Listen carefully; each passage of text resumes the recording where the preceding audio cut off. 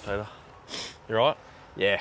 G'day punters, this is viewer questions brought to you by Goat Lager, brewed in the pure waters of the Yarra River just as they pass through Richmond there.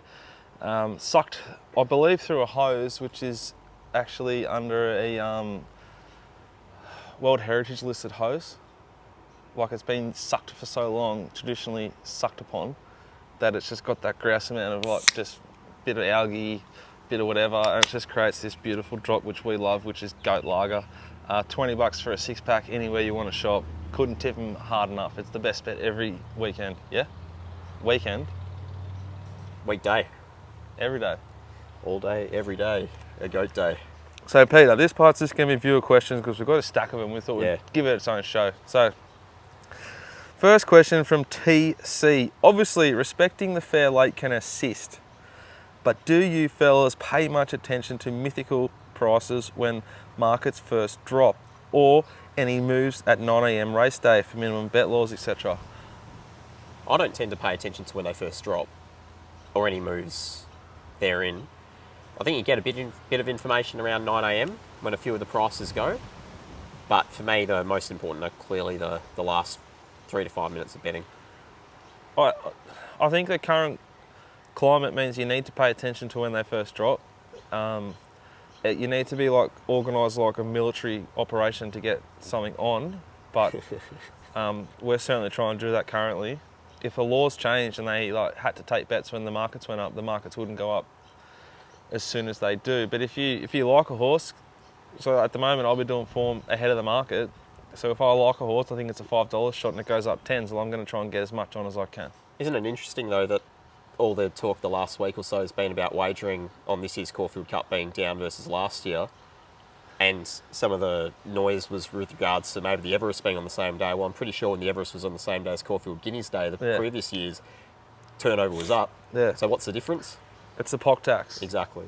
It's So if they want people to wager more, really they have to take that into account in terms of how that's affected. You've got to stimulate wagering. Yeah. It doesn't just happen. Like, no one cares about internationals or who's riding what horse or who calls who a pig. No. Like, just let people bet. The game is funded by wagering. It's a wagering sport, and seriously, I couldn't care less about all the other noise. I just wish that I think they will see something needs to change, because all they understand is the end of the day number, and they're down. Yep. So hopefully it changes. I think if you notice something move real sharp, real quick when the prices go up, it's worth paying attention to. Like, back to his question. Yep. If a good move comes just after 9 AM, that's knowledge.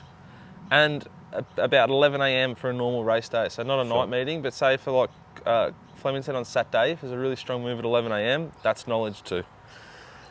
Johnny W, in a time of big wreck money and late money moves are less important, are late money moves less important? Is backing your own opinion more successful instead? E.g. unlimited money for Bivouac, Villamy, something else. I watched Chief Ironside go 17s to 34s and didn't back myself as couldn't find a reason for the drift. I wouldn't be terrified if something drifts, I'll put it that way. If you really like something, you think it maps well, you get the positive confirmation out of a mounting yard as well, I think you can certainly bet with confidence. It's just in some of those bigger races, you're up against weight of money sometimes, and some of those real big syndicates and organisations are going to alter the market to an extent that really just fits their opinion. The truth is at the death. Like, it's very, very relevant information what happens late in the market, but I think there's setups, which we've spoken about in the deep dive a bit. If it was a Lloyd William horse went 17s to 34s, then I wouldn't dream about it, even if I thought it was a complete and utter moral in the yard. But that horse last week was second up Australia. I doubted anyone really had a good feel for the horse, so I don't think there's anything sort of that they knew that we didn't know. I think it's just a good betting race and they were backing others. We love that parade of that horse. Yeah. But that's just a one-off example. But yeah, the market late is a really good guide at the same time, massively. I respect it massively. As we roll into the carnival, still Johnny W, and the pools grow into the Group 1s especially, can it now be profitable to bet into exotics, first fours, tries, etc.? I remember on a cup day, the first four pool was ridiculous. So if so, what type of exotic strategy would you boys tend to implement? Cheers. Definitely keen to play certain exotics. I I always maintain when I'm playing exotics, whether it's quaddies or trifectas or whatever, when I get them, I want a jackpot in terms of like life-changing ability. So if I find a race where I like 2 or 3 roughies and I can stand the favourite out or get rid of it entirely, then I'll play. Trying to go like real big. I don't want to win like a $100,000 trifecta or first four for 4%. If I'm going to get it, I want 75% plus, and just really getting a huge amount in return. So it's probably the way I'd play. I don't play them. I don't have time. I wouldn't. Don't have time. Turk, who's our longest, most loyal customer I've ever had, I actually do give him. I take a percentage with him. I don't know if he'll want me to say this, but whatever. And he bets purely exotics off the mounting yard mail numbers, overlaying with some of his own work, which he's very good at, and it's profitable that way. That's all year round. Yeah. I think if you land a few this time of year, the return's bigger, but like because the return's bigger, it's not as easy to land. Yeah. Harley, question from Harley. Long Jack is a derby get on for me. However, we'll wait and see his behaviour in the yard and behind the barriers. At what point do you place your bets in yard as they move to the gates behind the barriers? You go. In yard, usually. And potentially I might try and chop out if something needs to get replated or something like that. But again, typically I'd be more inclined to not violently adjust what I've done. We saw that with Come Play With Me a few weeks ago up in Sydney in the Metrop. You know, it was cast a shoe pre-race and... I'm sweating a bit here, Pete. Oh, it's just beautiful weather out here. It's too hot. What I would say is 80% of the time I just bet straight away. If the horse is slightly soft, I might start to drip my money on, just looking for, so I use BetAngel, but you could use any third-party app. You could also use Betfair Live, and you'll see that the horse might get to a point, and that's about where it's going to get to, and then it's more likely than not going to come back down, so I'll try and get as much on at that point as I can. If a horse is at the sort of like it's been coming in for a fair while, I'd probably wait and see if it's going to level out, maybe come back up. But that's only for the bigger bets. Yeah. If I just want to have like, if we've had 2 units this, 1 unit that, and half a unit 2 horses, I'm probably getting those 2 halves on straight away, most of that 1 unit on straight away, and then just having to think about and look at the market for the other 2 units. Matt Bird, the Coolmore is a belter. From a yard perspective, will there be a more important, difficult race to assess off the parade? Also, if you could elaborate without giving away the herbs and spices, what type of races throw up the most key negs, positives from the yard? I'd say at this time of year, you're more focusing on trying to eliminate some horses via negatives, either the strapper or just key negatives with the horse's parade, which we're not going to speak about, but the majority of the horses are really nice animals because they're racing at the highest level, and they're often in peak physical condition fitness wise, so you're looking for more reasons not to back them than to back them, as opposed to 3 months ago, whereas it's the other way around, where they're all at different stages of prep.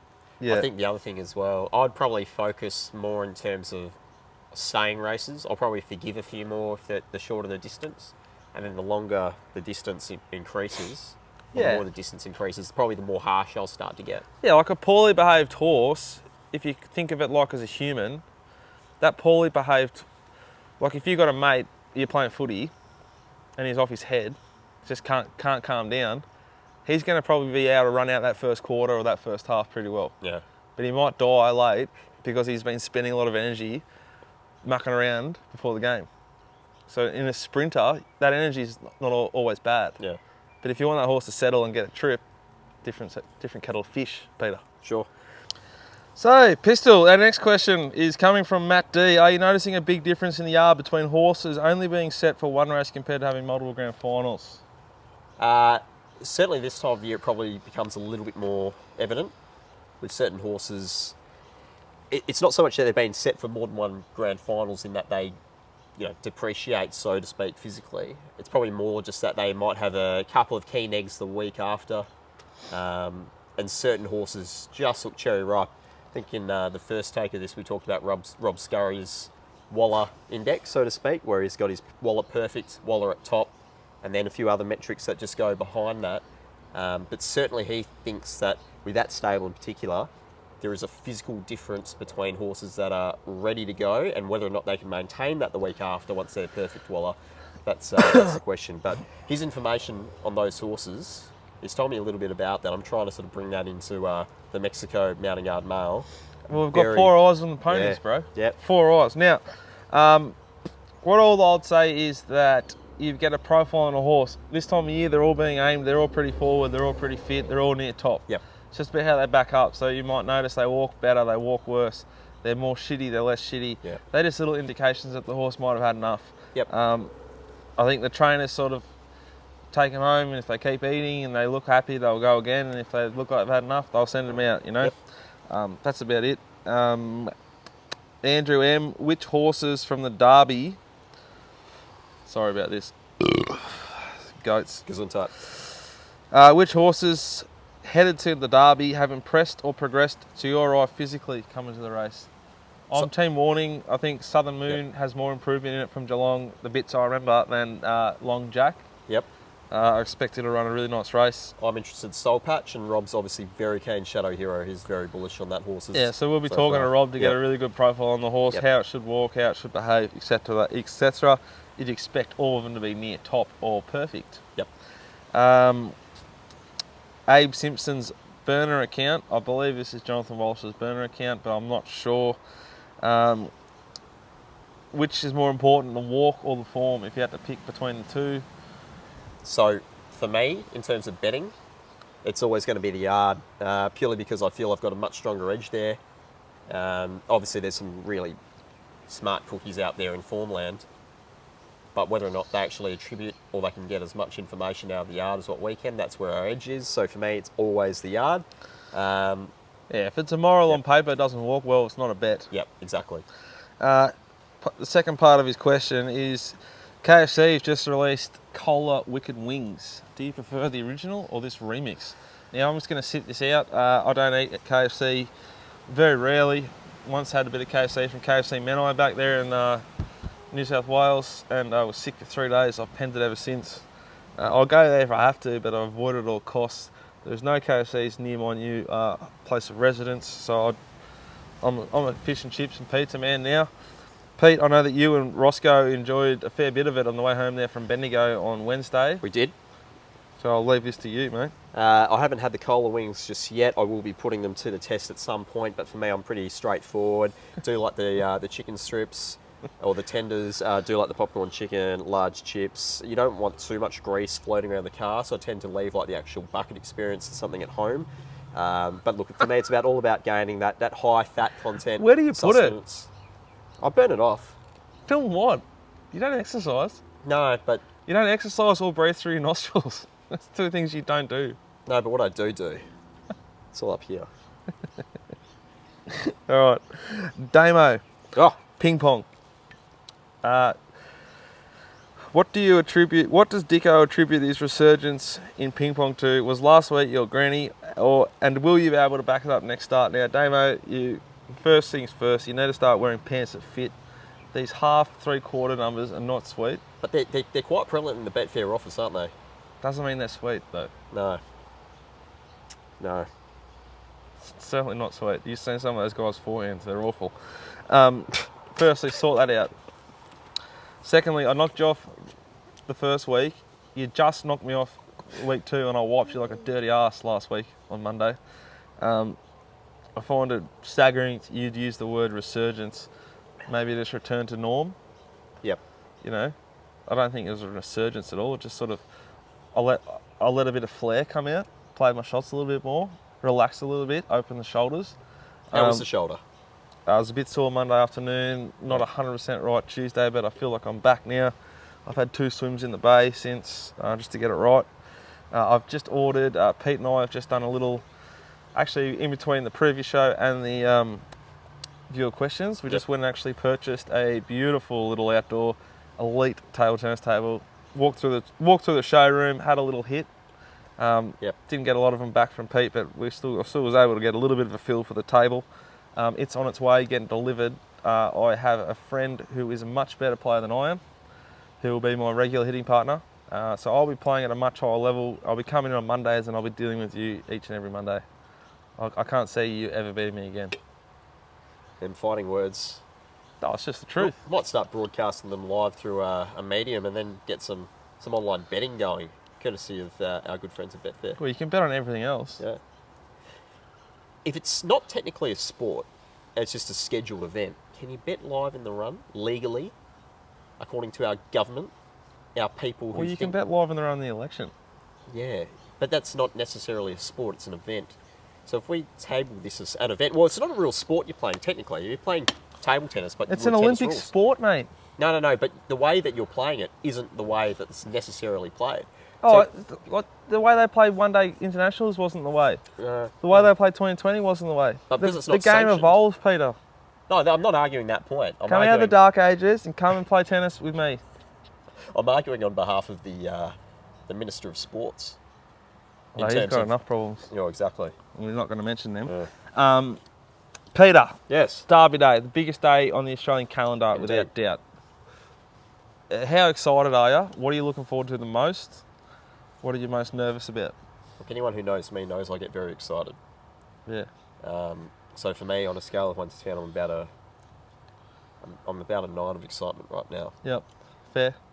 About right. I'm most excited for the Hotham, as I think it's now being referred to. It's had a lot of names over the years. But the Hotham, the last chance, the last... Why is it called throw the at Hotham? stumps. Don't worry, we wouldn't know. No, exactly.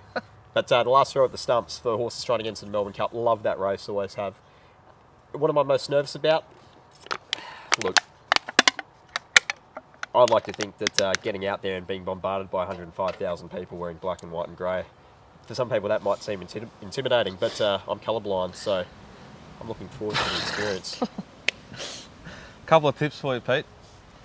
If it's this hot, dress light. Cotton breathes. Cotton's got to breathe, Yep. or you're gone. Fine cotton. I know you've been, you're used to that Perth heat, but it's going to be brutal there if it's like this. I'll tell you that right now. The P&O ship cruise does look after you, but if you're out on the lawn and it's like this, Yeah. God help you. Drink plenty of water, eat plenty of food. Make sure you eat that food before you get there, and try and go to the toilet before you get in the ground, because it can be incredibly hard, a little bit like Everest Day, to find yourself any kind of cubicle without waiting 20 to 30 minutes. Yep. They're going to be busy. They're going to be very popular. I'd say the cubicles have seen more action than the Benny Ring on Saturday. For numerous reasons. Enjoy yourselves.